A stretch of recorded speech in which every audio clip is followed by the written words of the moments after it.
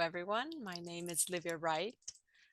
I would like to thank Alzheimer Europe for giving us the opportunity today to talk to you about a project that is very important to us. I am talking to you from Italy, where I work with Nobilunio, a non-profit association dedicated to inspiring a culture of change in the world of dementia. We have a person-centered approach, and the general aim of all of our work is to help people live as well as possible after receiving a dementia diagnosis. So a few years ago, we started offering post-diagnostic support groups. And at the time, our dear friend and colleague Samantha Pradelli introduced us to the Living Well with Dementia course by Cheston and Marshall. The course is a group intervention for 8 people with a dementia diagnosis led by 2 facilitators. The group meets for a total of 10 weeks for an hour and a half each time. And the aim of LiveDem is to help people to talk more openly about their dementia, which will help them to adjust and promote well-being. Last year, the Italian translation and adaptation became available. I cannot go into too much detail now regarding course content and structure, but I do encourage you to visit the LiveDem website if you want to find out more. As you can see in this slide, several different topics are covered in each session. When we started offering the course, we received many requests from different parts of northern Italy. And so we decided to start an online group.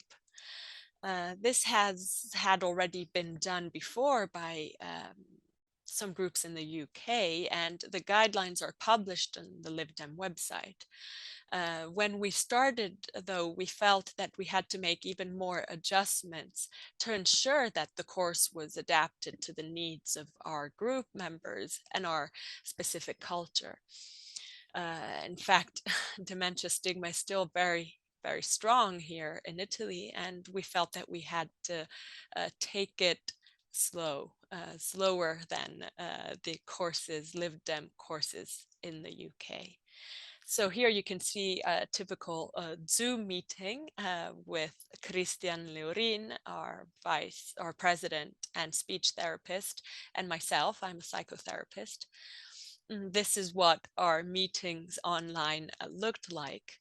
And I won't talk to you today about the technical difficulties, but what I do want to tell you is that we used co-design. That way the course was directed by the participants through what they said about their experience and what they shared with us about what mattered to them, what was important for them. So problems and solutions were identified with the group, and this led to a few changes. For example, in session order, but this has been reported by many. And in fact, the course authors do encourage to make changes to the general structure that is described in the manual. The most important change is perhaps the introduction of an extra session at the beginning, entirely dedicated to talking about living well. So what living well meant for each one of us. And this really fostered a sense of connection between participants that went beyond the dementia diagnosis. And what happened was that relationships started to build, and it was then easier to discuss more difficult topics in the sessions that followed. Our participants also requested an additional session, interactive session with a neurologist who was available to answer their questions. And we introduced weekly personalized group reports that we emailed to participants. And these served as a memory of what was discussed during sessions, and it was a resource that participants could refer to during their normal week. So how did it go? How did our first course, online course go? Well, first of all, we had no dropouts, which is always good news.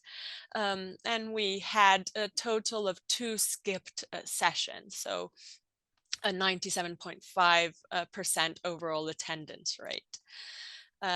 Another what we feel is a sign that the course and the group really worked is that our group decided to continue meeting for over a year um, following conclusion of the course. They met every 2 weeks in our presence online, and we did manage to organize an in-person meeting. Some people traveled as far as 3 hours by car to make it to the meeting. We conducted semi-structured interviews with the participants to evaluate their overall experience and to collect their input for future editions. So the feedback we received is very similar to that um, given by people who participate in in-person lived courses.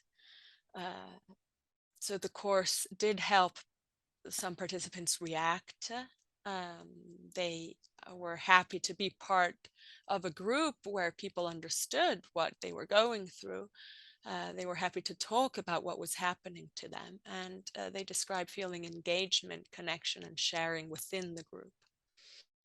But group interventions are not for everyone, and online groups aren't for everyone. So one participant, for example, told us that paradoxically, uh, being part of an online group made it more evident to him that he was lacking an, a support group in his life.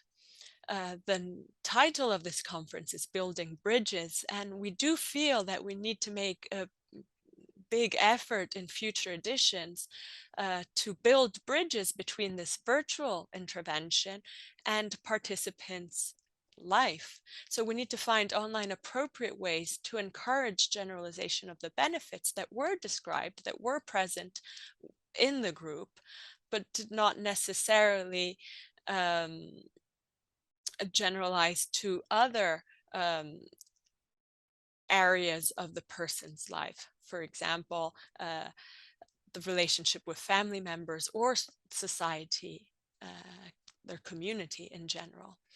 So we did also have a parallel group for family members that I cannot tell you, uh, talk to you about today, but you are welcome to ask questions in the comments or write us if you want to find out more. And we found that it was particularly hard to encourage sharing and collaboration with family members online. Our participants would also like to discuss other topics such as nutrition and motor symptoms, and it would be important to find quantitative measures to be used together with qualitative measures to describe changes that occur when participating in an online LibDem group. So what are our conclusions? Well, it is possible to deliver LibDem online, even in Italy, but we do strongly encourage co-creation of contents with your group to strengthen engagement and to ensure that the intervention is appropriate. It can be very frightening and very difficult to talk about dementia even for us healthcare and social professionals. So the LibDem course can be a precious resource for everyone because it is a safe space where it is possible to talk openly about dementia, and it can favor adjustment to the diagnosis, both emotional and practical. And the course can help participants continue on their own personal journey in the best way possible.